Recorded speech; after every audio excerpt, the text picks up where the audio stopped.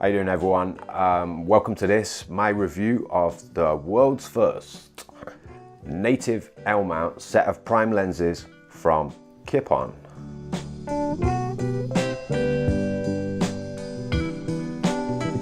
Alright, so what does this set consist of? So there's a 24mm, a 35mm, a 50mm, 75mm and a 90mm.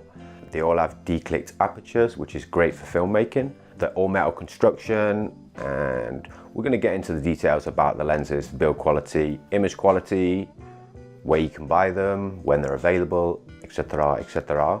Alright, so I want to preface this by saying I currently use a Panasonic GH5 and I use Zeiss Contax vintage prime lenses. The reason I use those is because they're all metal, they have mechanical focus, I love the weight and the feel of them, and the image quality is really organic. I just much prefer them to native plasticky lenses with truly awful, in my opinion, fly-by-wire focus. So I'm looking at these Kipon lenses in comparison to what I use, and there's quite a few similarities between them. So let's take a look at the build quality overall. When I unboxed the lenses and I opened them up for the first time, I was very pleased with the sort of fit and finish of the lenses overall, the machining of the parts, the overall finish is really high quality. The actual focus rings themselves are really smooth, just the right amount of resistance, yeah, with the focus ring. Not too loose, not too tight, really butter smooth. Really like it. It reminds me of my Zeiss. So yeah, real happy with that. In terms of the declicked aperture, again, real smooth. It's something I wish my Zeiss lenses have. Obviously, it allows you to make little exposure tweaks on the fly, which is great, to be honest. Like I said, I wish my Zeiss had that. They don't have it. So another thing to mention, all the lenses come with a metal lens hood, which is great because, you know, a lot of lens manufacturers either don't provide a lens hood, you have to buy it separate, or if they do, it's just cheap plastic. This is proper metal lens hoods. It's really good at Kipon, I think, to focus on the build quality. The other thing they come with is these metal lens caps, which screw on and screw off. Now, for me, if on an actual shoot, it's going to be a little bit impractical because I haven't got time to be screwing these on, screwing them off when I'm switching lenses and switching neutral density filters. So for the style of shooting I do, I haven't got time for that. But I'd rather have these metal lens caps. Again, it just keeps everything nice and quality.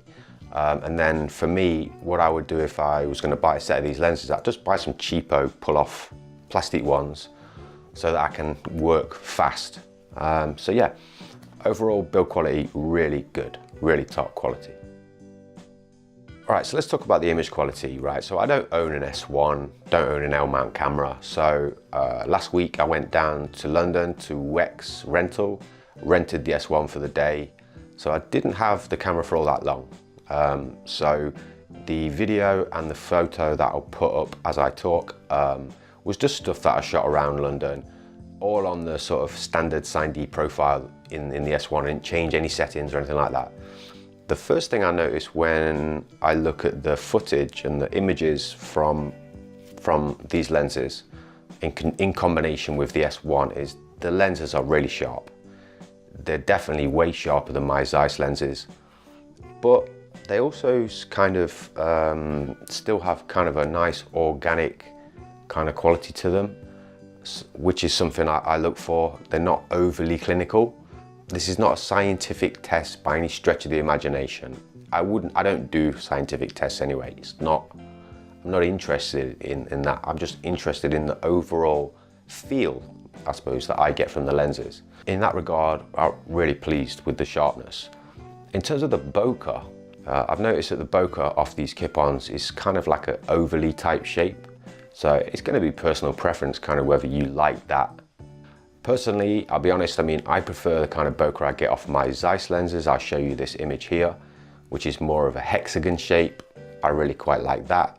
But again, you know, some people might want it completely round, or some people don't care, or whatever, you know, it's totally personal preference. So can't fault the bokeh off these lenses. It's nice and creamy, definitely on that 90mm end, but but it's full frame, you know, so it should be.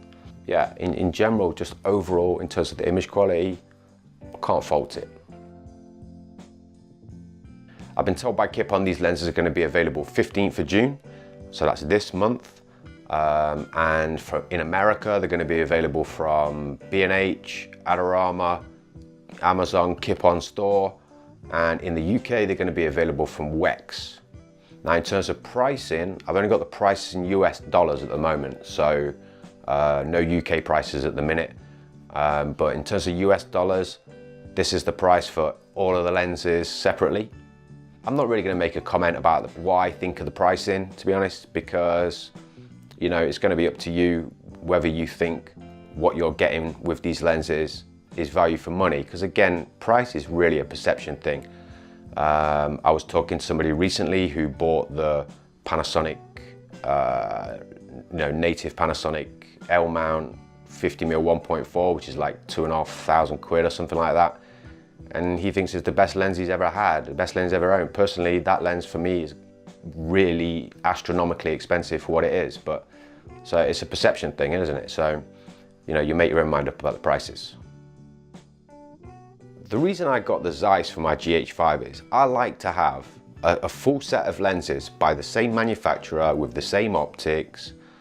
They've got the same build quality, the same filter threads for screwing on ND filters. I don't need step up, step down rings. It's all these little things. But probably the most important thing is I want all of the image, the quality, the optics for all my lenses to be exactly the same. So I'm not using a wide angle from Canon and a telephoto from Sigma. I want consistency in the lenses, and that's what these Kipon lenses give you. They give you absolute consistency because the build is identical, obviously. They're all manufactured by Kipon. The optics are all designed by IBE Germany, so the look is going to be the same. And for me, that's really important. I don't want to be mixing and matching lenses. Some people don't care about that, I do. So I think that's a big plus for these lenses. All right, so in terms of the pros and cons overall of these lenses, on the pros side, build quality, superb. Really nice feel in your hand, the weighting's just right, not too heavy, not too light. Focus ring, butter smooth, love it. Just like the Zeiss I use. Image quality, really nice image, really sharp, but still got that organic look to it. I love the fact you get a metal cap, even though it's screw on. I'll put that into the cons category, but I'm being really picky there. Metal hood, fantastic. What don't I like? I honestly can sit here and say there isn't really anything I completely dislike. The aperture, declicked aperture, is not as smooth as the focus ring, but it's not unsmooth. You know, it's just when you use the focus, it's really smooth, and the aperture's not so smooth. I'm really nitpicking here. Right, so in conclusion, you know, would I buy these lenses? If I had an S1, I think the answer is yes, I would. Now, I wouldn't buy all the lenses because I sort of know the focal lengths I like. I'd buy probably the 35mm and the 90mm. Because when you look at the other lenses that are currently available, and even taking into account the Sigmas that are going to be released later on this year, these lenses are still value for money. Because, all right, the Sigmas that are coming out, I mean, well, let's start with the Panasonics. The Panasonics, you've got two zooms at f4 and one, I'm pretty sure I'm correct on this, and one 50mm, which is like f1.4. So there's three lenses currently available. They're all way more expensive, but you know, they're electronic, they're native electronic lenses, so whatever. Then you've got Leica's lenses. I mean, Leica's lenses, great lenses and everything, obviously, but again, really, really expensive. And then you've got the Sigma lenses that are coming out later on this year. Most of those lenses are like f1.4. I looked at the list the other day in the roadmap of where they're releasing, and I looked at also the prices which have been released. Those Sigmas are nearly double the price of these Kipon lenses. But for me, as somebody who's not really in photography, I don't really do photography, like f2.8 on full frame is sufficient. I have a hard enough time keeping moving subjects in focus at f1.7 on micro four thirds sensor. So if you were trying to keep something in focus manually at f1.4 on a full frame sensor, it's just the depth of field is so razor thin. If you're someone who likes shooting with manual lenses with mechanical focus, and you're looking for that sort of quality build, if you like all the things I've spoken about, then you will like these lenses. If you're somebody who does photo and video and you are not used to manual focusing, then maybe, you know, they might not be for you. Maybe you need to have autofocus lenses. In terms of video, strictly video, I don't need autofocus, and I certainly do not need fly-by-wire lenses.